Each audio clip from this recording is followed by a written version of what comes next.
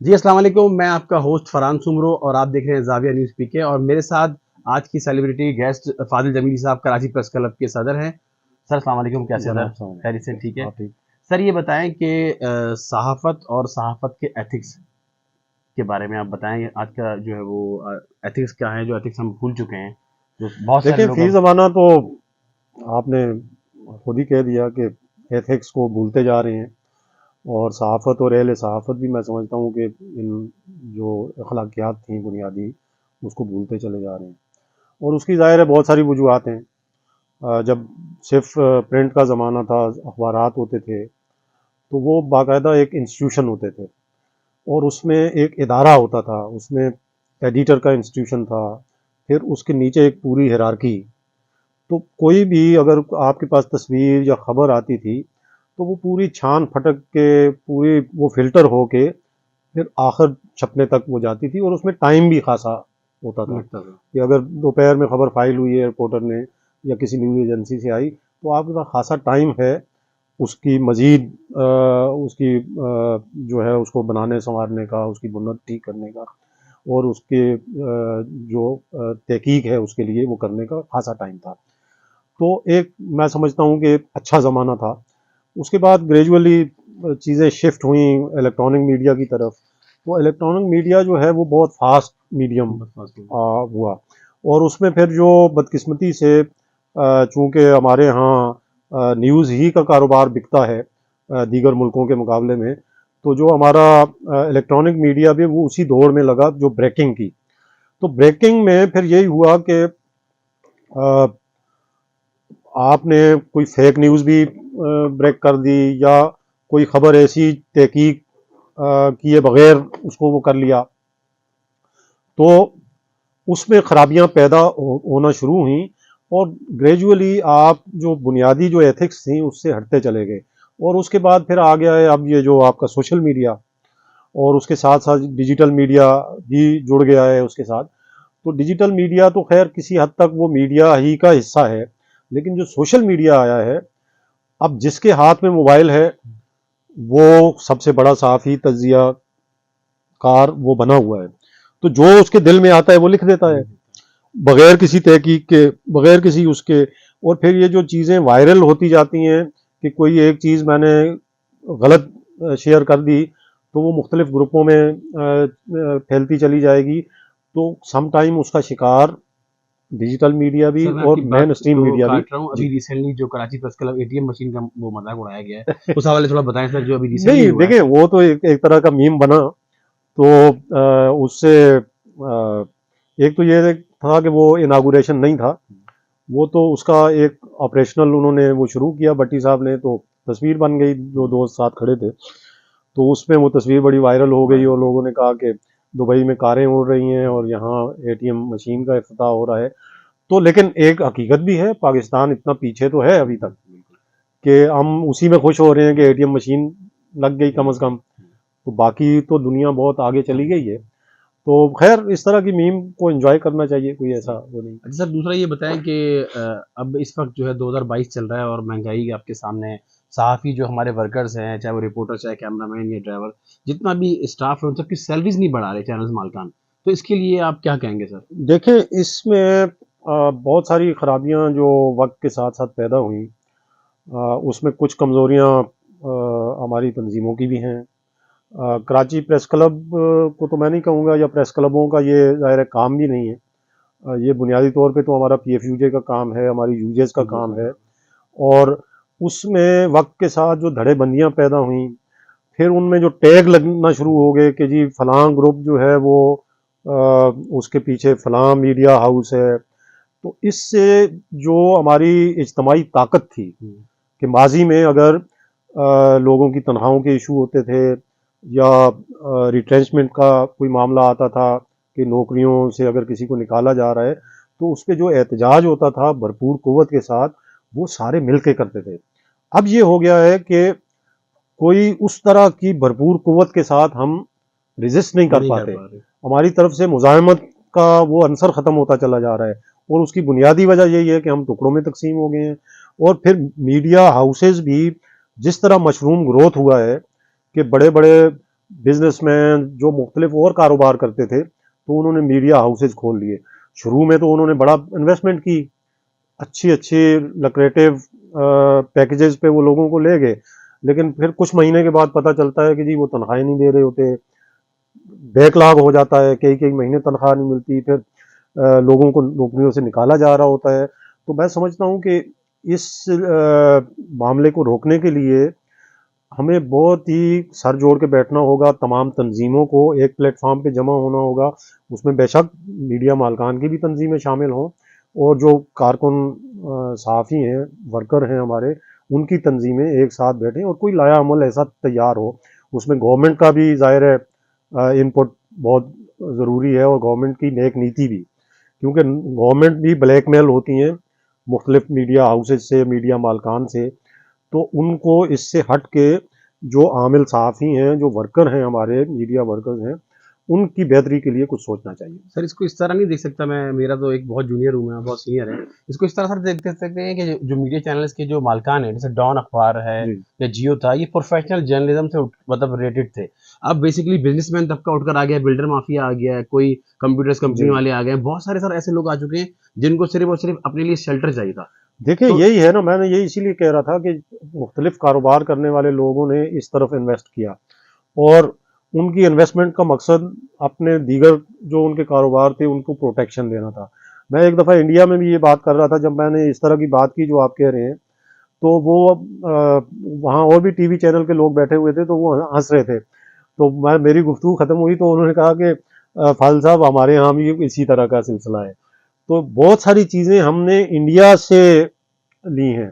یہ جو آپ خبروں کے پیچھے یعنی کہ مین بلیٹن میں آپ پیچھے میوزک چلا رہے ہوتے ہیں, وہ چلا رہے ہوتے ہیں, یہ سارا انڈیا کرتا رہا ہے. اور یہ جتنا نیوز کا پروپیگنڈا, بریکنگ نیوز, فلاں وہاں, یہ صرف انڈیا سے آپ نے لے کے ساری خرابیاں پیدا کی ہیں. آپ مطلب جو مہذب ملکوں کی طرف جائیں, وہاں ٹی وی اس طرح شور نہیں مچاتے کسی بھی چیز پہ, بہت ہی مہذب طریقے سے آپ کو خبر دے رہے ہوتے ہیں, اس میں چیخ چلا نہیں رہے ہوتے. کہاں دنیا میں یہ ٹاک شوز ہوتے ہیں جو مرغے لڑا رہے ہوتے ہیں روزانہ بیٹھ کے, ٹھیک ہے نا. تو اور اسی طرح یہ جو لوگ آئے ہیں اس میں, تو ان کی نیک نیتی تو نہیں ہے, وہ تو اپنے دیگر کاروبار کو پروٹیکٹ کرنے کے لیے انہوں نے میڈیا میں انویسٹ کیا. پھر میڈیا میں بھی انہوں نے, ان کو کچھ لوگ ایسے مل گئے جو ان کے اعلیٰ کار بن گئے, ہمارے صحافی برادری کے لوگ بھی ان کے اعلیٰ کار بنے, کہ وہ خود تو بڑی بڑی تنخواہیں لے کے بیٹھ گئے, لیکن انہوں نے ورکرز کے ساتھ کچھ اچھا سلوک نہیں کیا. سر اس کی مثال اس طرح بھی ہے کہ آپ نے دیکھا کہ پاکستان میں بہت بڑا نمبر 1 چینل بول ٹی وی کے نام سے آیا, جی جی جس طرح اس نے تیزی سے لوگوں کو رکھا وہاں پہ, بدقسمتی سے میں بھی اور میرے ساتھ بہت سارے دوست تھے, انہوں نے بول ٹی وی جوائن کیا.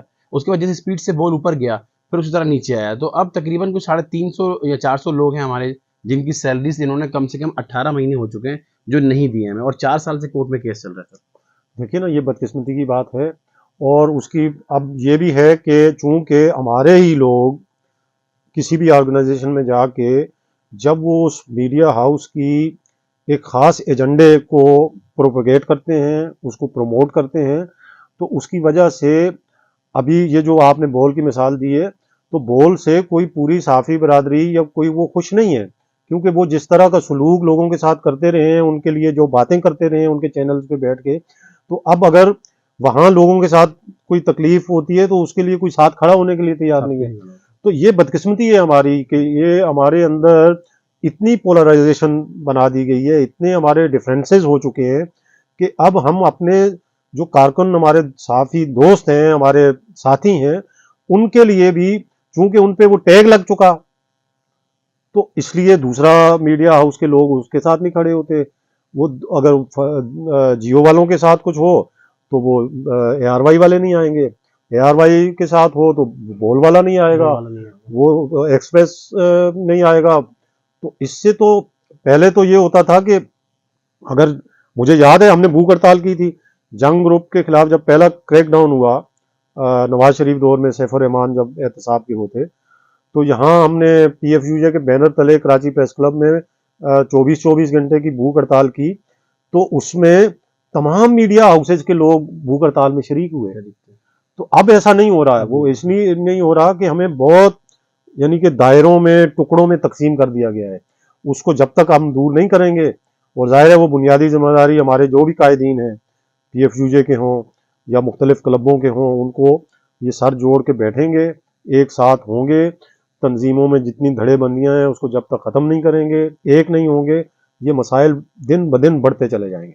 تو سر ایک سوال یہ ہے کہ جس اسٹوڈیو میں ہم بیٹھے ہوئے جی ہیں، کراچی پریس کلب پاکستان کا پہلا ڈیجیٹل اسٹوڈیو ہے جو بنایا ہے، جی جی تو اس کے علاوہ کراچی پریس کلب میں اور کیا چیزیں بن رہی ہیں ممبرس کے لیے، اور کیا فیسلٹیز بنائی جا رہی ہے، اور آپ ابھی الیکشن بھی آنے والے ہیں، اس حوالے دیکھیں، سے کیا کہیں گے؟ کراچی پریس کلب چونکہ پاکستان کا نو ڈاؤٹ کہ سب سے پرانا پریس کلب ہے اور سب سے بڑا پریس کلب بھی ہے، اور اس کی اپنی ایک اقدار ہے، اس کا آئین ہے، اور جس پہ ہم بہت فخر کرتے ہیں کہ کراچی پریس کلب 1958 میں جب سے بنا، اور اب جیسا کہ آپ نے فرمایا کہ الیکشن ہونے جا رہے ہیں دسمبر میں، تو یہ 2023 کے لیے الیکشن ہوں گے، تو کوئی سال ایسا نہیں ہے کہ جس میں الیکشن نہ ہوا ہو۔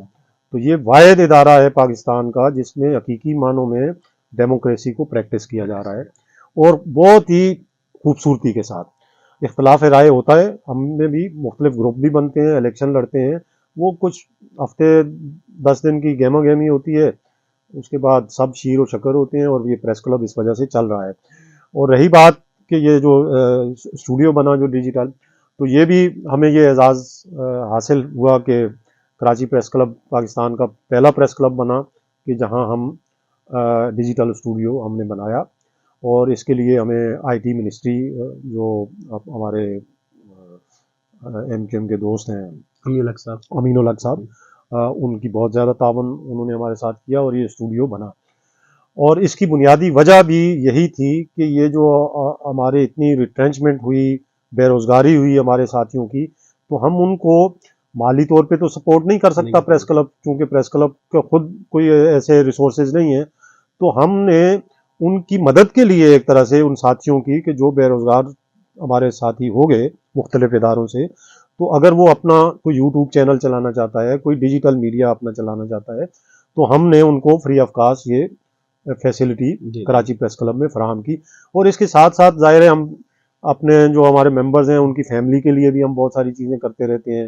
گزشتہ دنوں ہم نے اسکاؤٹس کیمپ بچوں کے لیے لگایا 2 روزہ، اور اس میں بچے وہیں 2 دن رہے کیمپوں میں، اسکاؤٹس کیمپ میں، تو وہ ایک اچھا خوشگوار تجربہ تھا۔ پھر پچھلے دنوں ہم نے ایک بہت بڑا فیملی پکنک کیا واٹر پارک میں، ابھی اگلے مہینے ہم فیملی گالا کرانے جا رہے ہیں۔ تو اس طرح کی ایکٹیویٹیز، اور خاص طور پہ میڈیکل کیمپ تو ہم نے اتنے لگائے پورے سال۔ پھر اس کے ساتھ ساتھ ہم نے اسکل ڈیولپمنٹ کے لیے بہت سارے ورک شاپ کیے ہیں، خاص طور پہ ڈیجیٹل میڈیا کے حوالے سے۔ تو یہ بہت ساری چیزیں ہم ایک ساتھ کر رہے ہیں۔ پیچھے ہال بھی بہت بڑا بن رہا ہے، بال روم، سامنے ٹیرس کو ہم بالکل نئے طریقے سے لکڑی کے چبوترے بنا کے ہم ایسا خوبصورت ٹیرس بنا رہے ہیں، وہ بھی انشاءاللہ اسی مہینے مکمل ہو جائے گا۔ ایک بڑا ہم نے بورڈ روم بنا دیا ہے، کینٹین ہماری چھوٹی پڑ گئی تھی، وہ نئی کینٹین بن گئی ہے، ہمارے مینیجرز کا آفس نیا بن گیا ہے، اور ابھی جو آپ کہہ رہے تھے ATM مشین بھی نئی لگ گئی ہے۔ تو اس طرح ترقیاتی کام تو ماشاءاللہ بہت زیادہ ہوئے ہیں، اور اس کے ساتھ ساتھ ظاہر ہے جو ہمارے رہائشی مسائل ہیں ہمارے ممبرز کے، تو اس کے لیے بھی ہم کوششیں کر رہے ہیں کہ ہمارے جو پلاٹس کے ایشوز ہیں وہ سارے ریزالو ہو جائیں جتنا جلد۔ سر میرا لاسٹ سوال یہ کہ جو اب ڈیجیٹل میڈیا کا دور آ رہا ہے، جو یوٹیوبرس کام کر رہے ہیں، جتنے بھی ہمارے جرنلسٹ بھی اپنا بلاگس بنا رہے ہیں، یوٹیوب چینل، ان کے لیے آپ کا کیا میسج ہے کہ کس طرح وہ کام کرنا چاہیے، ان کو کس ایتھکس کا خیال کرنا چاہیے؟ دیکھیے، سب سے بڑی بات تو یہ ہے کہ جو بھی کام کریں آپ، وہ پوری فلی رسپانسبلٹی کے ساتھ آپ ایک، چونکہ اگر آپ اپنے آپ کو صحافی کہتے ہیں، جرنلسٹ کہتے ہیں، میڈیا پرسن کہتے ہیں، تو اس کے ساتھ سب سے بڑی جو چیز جڑی ہوئی ہے وہ ہے ذمہ داری۔ اگر آپ ذمہ دار نہیں ہیں، آپ صرف لوگوں کی پگڑیاں اچھالنے کے لیے صحافت کر رہے ہیں، یا آپ اپنے کسی خاص ایجنڈے کو پروان چڑھانے کے لیے صحافت کر رہے ہیں، یا آپ صرف لوگوں کو بلیک میل کر کے ان سے پیسے بٹورنے کے لیے صحافت کر رہے ہیں، تو میں سمجھتا ہوں کہ یہ صحافت نہیں ہے، یہ کوئی اور اس کو نام دے دیں۔ اور اگر آپ نے صحافت کرنی ہے، چاہے وہ آپ مین اسٹریم میڈیا میں کر رہے ہوں، چاہے اخبار میں کر رہے ہوں، چاہے آپ اپنا یوٹیوب چینل چلا رہے ہوں، چاہے آپ اپنی کوئی ویب سائٹ چلا رہے ہوں یا ڈیجیٹل میڈیا چلا رہے ہوں، تو اس میں آپ کو ایک ذمہ دار شہری اپنے پورے آئین قانون کی پاسداری کرتے ہوئے صحافت کرنی چاہیے۔ اسی میں آپ کی کامیابی ہے، آپ، اور اسی میں آپ کی عزت بھی ہے۔ جی ناظرین، آپ دیکھ رہے ہیں زاویہ نیوز PK، اور آج کے سیلیبریٹی گیسٹ ہمارے ساتھ فاضل جمیلی صاحب کراچی پریس کلب کے صدر تھے۔ اور جتنا بھی کراچی پریس کلب میں اس سال کام ہوا ہے اس کے بارے میں سارا بتا رہے تھے. اور اس کے بعد اب نیکسٹ ہمارے جو سیلیبریٹی گیسٹ ہوں گے اس کے ساتھ حاضر ہوں گے. زاویہ نیوز پی کے کی ٹیم کو دعاؤں میں یاد رکھیں اور اپنا خیال رکھیں.